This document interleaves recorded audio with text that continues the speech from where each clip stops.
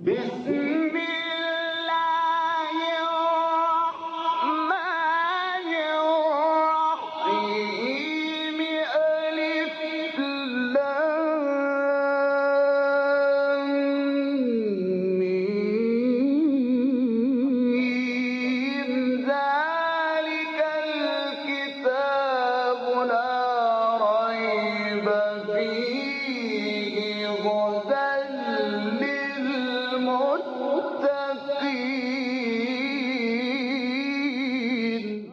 Interpretation of the Holy Quran.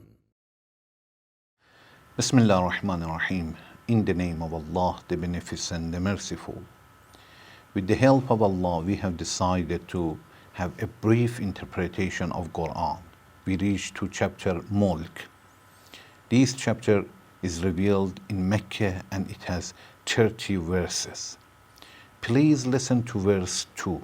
الذي خلق الموت والحياة ليبلوكم أيكم أحسن عملا وهو العزيز الغفور.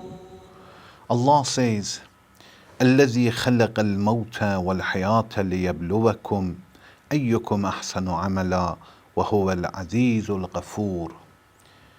Who created death and life that he may try you.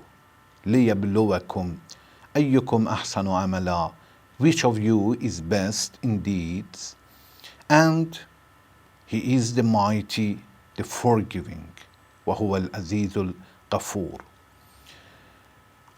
In this chapter, Allah is talking about the goal of creation. This is the question that all of us we have in our mind. Why Allah has created us? What is the reason behind it? We are sure that there is a reason. It is impossible to say that Allah has created the angels, men, women, animals, plants, for example, different heavens, different floors of earth for nothing. Allah is a wise and doesn't do anything unless there is a good reason behind that. So what is the goal of creation? If we look at different verses of Quran, we will find 3 different goals of creation. One, for example, Allah in chapter Zariyat verse 56 says, وَمَا خَلَقْتُ الْجِنَّ وَالْإِنسِ إِلَّا لِيَعْبُدُونَ. I have not created the jinn and the man unless because of worshipping. So one of the goals is to worship Allah. Another verse in chapter Hud verse 119, Allah says, إِلَّا مَنْ رَحِمَ رَبُّكَ وَلِذَلِكَ خَلَقَهُمْ. Lord had the mercy, and that is why He created them. So the reason or the goal of creating is Allah's mercy. Because Allah has a mercy, and to create and give the facilities to somebody is a mercy Allah has created. Since to create, it means giving and helping. And Allah, since has a mercy, He should create, and He has created.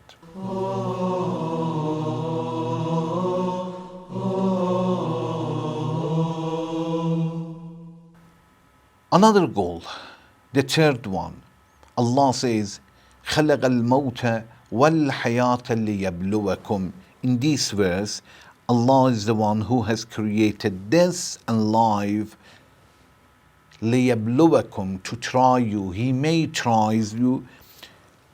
أَيُّكُمْ أَحْسَنُ عَمَلًا. Which person has the best, or which deed is the best? So 3 different goals. One, to worship Allah. وَمَا خَلَقْتُ الْجِنَّ وَالْإِنسِ إِلَّا لِيَعْبُدُونَ. Second, because of Allah's mercy, إِلَّا مَنْ رَحِمَ رَبُّكَ وَلِذَلِكَ خَلَقَهُمْ. Allah has a mercy, and because of that Allah has created them. And the third one, الَّذِي خَلَقَ الْمَوْتَ وَالْحَيَاةَ لِيَبْلُوَكُمْ. Allah is the one who has created death and life لِيَبْلُوَكُمْ أَيُّكُمْ أَحْسَنُ عَمَلًا, to try you, to see which deed is the best, or which person is doing the best. Now, we should talk about the good deeds. What is the good deeds? All of us, we try to have a good deeds.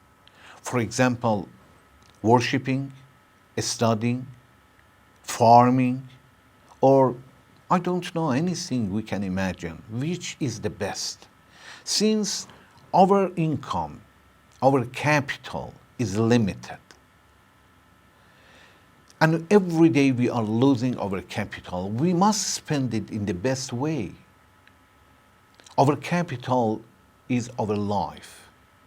We had the income that we had, the life that Allah has given to us, it was our income. Although we didn't work for that, but Allah, because of His mercy, He has given to us. Okay, our capital is the time, energy, power, capacity that we have. And we are going to lose it every day. Our time is passing and we cannot return it back. We cannot return it again at all. So we must be very careful to choose the best. What is the best? The best is the one that there is a best goal behind that. To work for the money is not the best, because there is a better goal behind that. To work for the position is not the best, because there is a better goal behind that. To work for the children, for wife, for to have a good life, to enjoy, none of them is the best, because there is a better goal behind all, and that is Allah. We can do everything because of Allah. Is it possible to work for the family because of Allah? Yes. When we have such an intention that since Allah orders me and Allah loves it, I'm going to work for my family, my children. I'm going to make them happy. I'm going to take them to the vacation. So you will see, if we have such an intention, that is the wonderful work and deeds. If we study, also if we have a good intention behind that, not to make money or get a position and enjoy from the life. No, to do something to please Allah at the same time that I enjoy. At the same time that we have a good life, also to please Allah. When we have such an intention, it helps our deeds and goods will have a good quality. For Allah, quantity is not important. Even when it comes to worshipping, not only studying, making money or anything else, even worshipping Allah, sometimes it has quantity and sometimes it has quality. Quantity, it means pray 3 hours, 4 hours, Quran 10 hours. Allah says quality is important. A few pages, but think about that and try to follow and practice. This is the quality. So the best deed is the one that has a wonderful and the best goal behind that, is organized very well, and also we do it constantly, not temporarily. Even the best deed, if we do it once, is not enough. We should constantly do it and try to continue. There is a narration from Imam Sadiq in Kafi volume 2, page 16, that Imam says, the best deed is the one that is mixed and joined with fearing from Allah. It means with piety, being righteous. It means quantity is not important, quality is important. One person prays 1 hour and one person prays 10 minutes. Sometimes 10 minutes is much better, because he was thinking when he is talking to Allah. And the person who prayed 1 hour, he didn't think. What does he do? What does he say?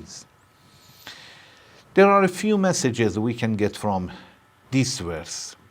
One, when Allah says, الَّذِي خَلَقَ الْمَوْتَ وَالْحَيَاةِ, Allah is the one who has created death and life. It means to create the life, and this is a sign of Allah's kingdom.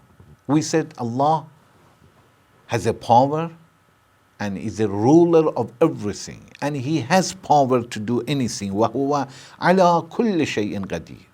But how? The best example, الَّذِي خَلَقَ الْمَوْتَ وَالْحَيَاةَ. He is the one who has created death and life. It means He is the one that He brought you from nothing. He created you. He made your body and gave, inspirited in it, the soul. So Allah is the one who has created death and life, and this is the best sign of Allah's power.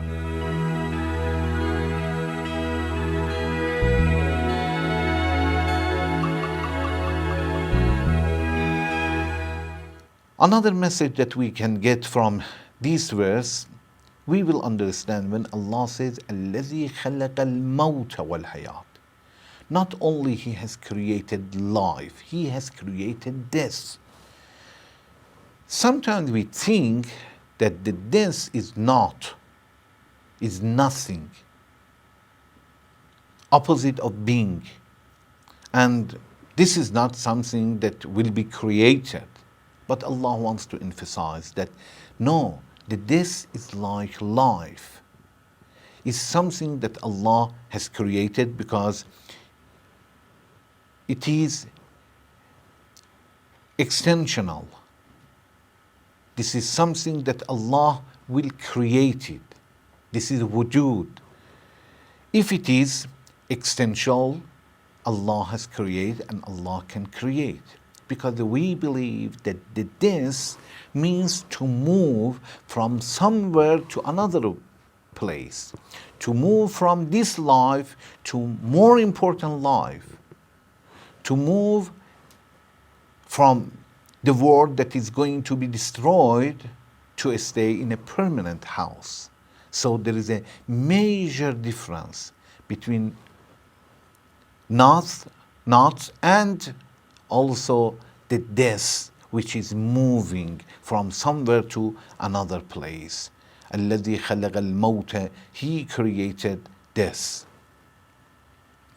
When Allah says الَّذِي خَلَقَ الْمَوْتَ وَالْحَيَاةَ, He has created death and life, we will understand that He created death to improve our patience.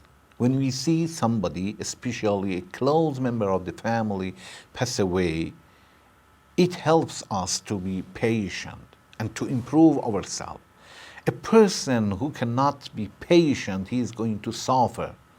If we want to improve ourselves, we should increase our capacity of being patient. And also when Allah says, وَالْحَيَاةِ, it means, and He is the one who has created life, is helping us to be thankful. Because Allah has given us something that we didn't have and prepared the opportunity for us to be better than angel. So He has created death to increase our capacity. And also He has created life, and He gave life to the people until the people will be thankful. Then Allah says, لِيَبْلُوَكُمْ أَيُّكُمْ أَحْسَنُ أَمَلًا, that He may try you which of you is the best. We understand that anything Allah has created, there is a good reason behind that. Although sometimes we see the calamity, disasters, problems, and we cannot find the good reason behind that. But overall, we think that there is somebody behind everything. And many times, because our knowledge is limited, we don't see anything. For example, what is outside of this building? I don't know. What is going to happen or what happened yesterday in such country, such an area? I don't know. Our knowledge is limited. if a person wants to say that this is good or bad, he should have knowledge to the past, present, and future. And since we don't have such a knowledge, we cannot say this is 100% bad. No, this is bad from some sides, but the other side I cannot see. If we believe Allah is wise, we must know that even when He creates life and death, there is a good reason behind that, with all calamity and disasters that happen in this world. Thank you very much for watching. Wassalamu alaikum wa rahmatullahi wa barakatuh.